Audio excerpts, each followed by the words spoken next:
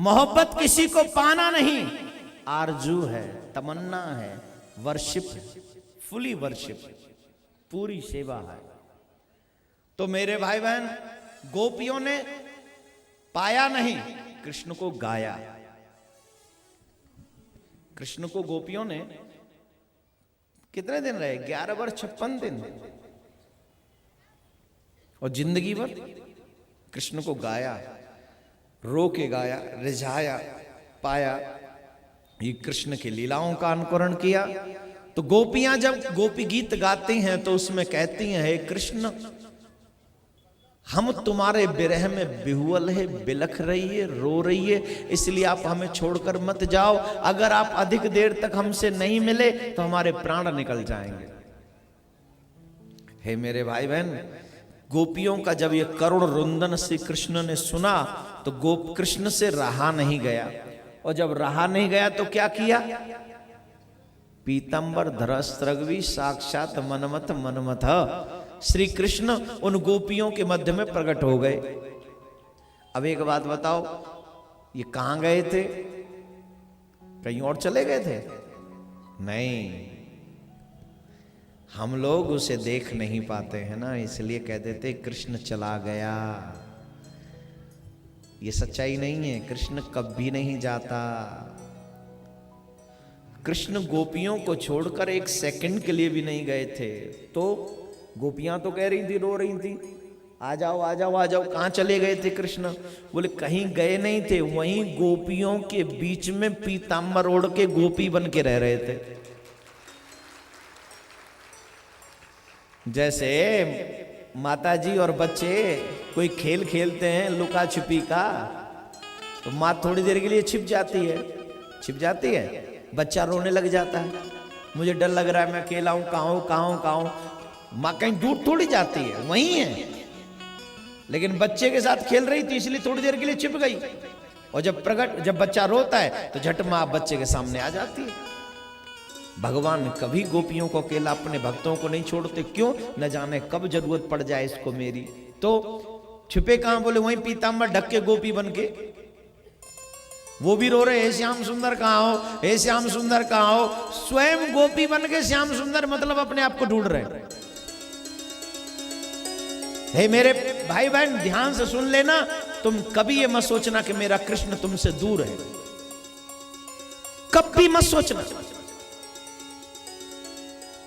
मेरे गोविंद, मेरे कृष्ण हमेशा तुम्हारे साथ में है, यहां पर भी बैठा हुआ है, पल पल पर तुम्हें नजरों पे अपने रखा हुआ है, पल पल नजरों पे।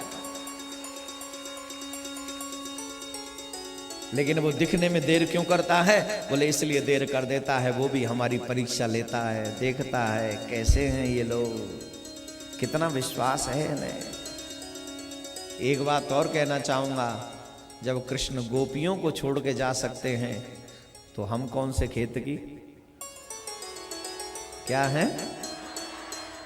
देखा, एक चीज तो सीखी तुमने।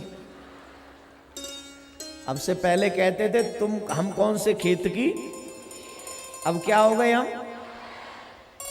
कितनी कड़वाहट छूट गई, कितनी मिठास आ गई जीवन में।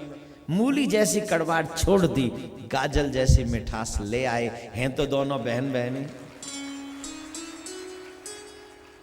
तो मेरे भाई बहन, हमें वो दिखता नहीं क्योंकि हमारे पास वो आंखें नहीं है, परख सकती नहीं रत्न को हर इंसान की आंखें, दिखाई ब्रह्म क्या देगा ना हो जब तक ज्ञान की आंखें। बहुत से लोग कहते हैं हमें भगवान दिखा दो हम मान जाएंगे, हम कहते हैं तुम अपनी ऑक्सीजन दिखा दो हम तुम्हें भगवान दिखा देंगे। दिखा दे, कसम से तू ऑक्सीजन दिखा दे, हम भगवान दिखाएंगे तुझे, पक्की बात है। तुम्हारे घर में छोटी सी कोई फंक्शन होती है एक दिन की, कितनी टेंशन होती है तुमको। ये 7 दिन का इतना विशाल आयोजन है, किसी को कोई टेंशन है? लोग कहां से आएंगे, लोग कहां जाएंगे, कैसे होगा, ट्रैफिक कैसे संभलेगा, कैसे बैठेंगे? इतने लोग शांति से बैठ सकते हैं क्या? चुप आते हैं, चुप चले जाते हैं, रोड अपने आप खाली हो जाता है, किसी को कोई पता नहीं चलता। ठाकुर जी अपने आप सारा मैनेजमेंट अपने हाथों में लिए हुए। इतने लोग एक जगह इकट्ठे हो जाएं और मैनेजमेंट की टेंशन ना हो, ये सिर्फ मेरे गोविंद का नाम लेने वाले ही ऐसा कर सकते हैं मेरे प्यारे हो, कोई और ऐसा नहीं कर सकता।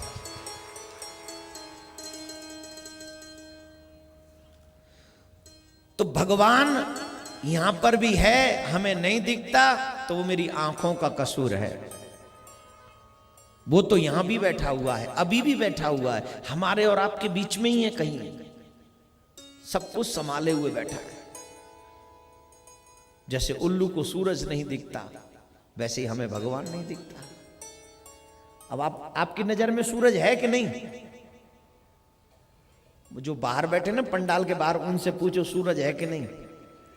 तुम तो बैठे हो ना आराम से, या सोफे पे, कुर्सियों पे, नीचे, अरे वाइट वाइट चादर है, सब कुछ परफेक्ट है तुम्हारे लिए। तो बाहर वालों को पूछो जो बाहर बैठे 2 बजे से ही, कि धूप है कि नहीं, सूरज है कि नहीं, वो बताएंगे हाँ है। लेकिन उल्लू तो कहता है कि नहीं है, उल्लू कहता है सूरज नहीं है। अब बात बताओ, उल्लू की बात सही है कि तुम्हारी बात सही है? जैसे उल्लू को सूरज नहीं दिखता, वैसे ही पापियों को भगवान नहीं दिखता। जब भगवान कैसे देखेगा, जब पाप की नजरें हो तो। इसी रास वाले दिन श्री कृष्ण ने कामदेव को बुलाया। अब आप लोग पूरा कंसंट्रेट करें अपना माइंड। जो कृष्ण को सिर्फ नाचने वाला समझते हैं, उन लोगों को चाहिए कि कृष्ण के गीता के उपदेश को याद रखे। बहुत छोटी सी उम्र में अगर वो अनगिनत गोपियों के साथ नृत्य करते हैं, तो बहुत जब बड़ी थोड़ी सी उम्र होती है तो कृष्ण बहुत बड़े 18 अक्षौणी सेना के मध्य में अकेला कृष्ण गीता को उपदेश करता है। अकेला कृष्ण गीता को।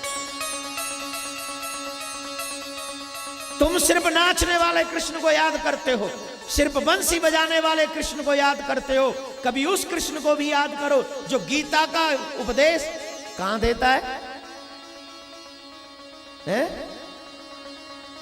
तुमको अपनी अपनी क्लास में कुछ बोलना पड़े तो क्या कहते हो? सब चुप रहो, मुझे बोलने दो। तुम चुप होगे तो मैं बोलूंगा। घर में भी तुमको कोई बात करनी हो, पहले अरे चुप रहो ना, मैं बोल रहा हूं ना, पहले मेरी सुनो, पहले मेरी सुनो, अरे चुप, पहले मेरी सुन। पत्नी डांट के कहती है चुप बैठ जा घर में, पहले मेरी सुन, यहाँ की मालकिन मैं हूं, खबरदार यहां बोला तो, यहां तू मत बोल, यहां मैं बोलूंगी। वो कह रही मेरी सुन, वो कह रहा मेरी सुन, बच्चा बोल रहा है तुम दोनों भाड़ में जाओ, पहले मेरी सुनो। क्यों? क्योंकि तुम चुप होगे तो मैं बोलूंगा, हाँ जी कि ना जी। पहले तुम शांत रहो, मैं बोलूंगा। लेकिन कृष्ण ने किसी से कहा तुम शांत रहो, मैं बोलूंगा।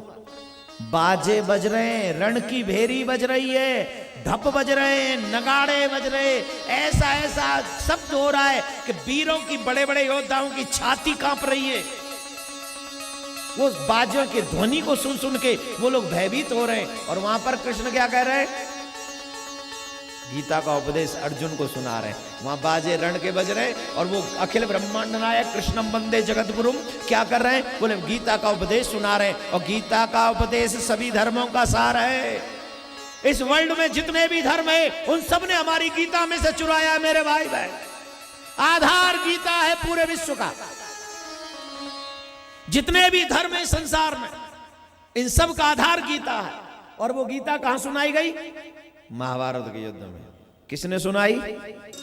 दैट्स व्हाई कृष्णम वंदे जगत गुरुम, रामम वंदे जगत गुरुम ना, कृष्णम वंदे जगत गुरुम। ये युद्ध में भी विश्व कल्याण का एक ग्रंथ उपस्थित कर दे, ऐसा कृष्ण जो पूरे विश्व का। और भाई साहब, कोई माने या न माने, बाइबल पढ़ के देख, कुरान पढ़ के देख, गुरु ग्रंथ साहिब पढ़ कर देख, जो चाहे पढ़ कर देख, सब में तुझे गीता का दर्शन होगा। हर जगह कृष्ण की गीता का दर्शन है। क्योंकि कृष्ण ने गीता सिर्फ हिंदुओं के लिए नहीं सुनाई थी, सिर्फ भारतीयों के लिए नहीं सुनाई थी। कृष्ण ने गीता पूरे वसुदैव कुटुंबकम, हम सब कृष्ण के ही हैं। किसके? कृष्ण के। तो इसलिए मेरे भाई ये कृष्ण सिर्फ रास रचाने वाला नहीं, बंसी बजाने वाला नहीं, तुम जैसे पापियों को गीता का उपदेश देने वाला भी है। जब तेरा मन कृष्ण की बांसुरी में न लगे तो कृष्ण की गीता में अपना मन लगा के देख, तेरा कल्याण हो जाएगा।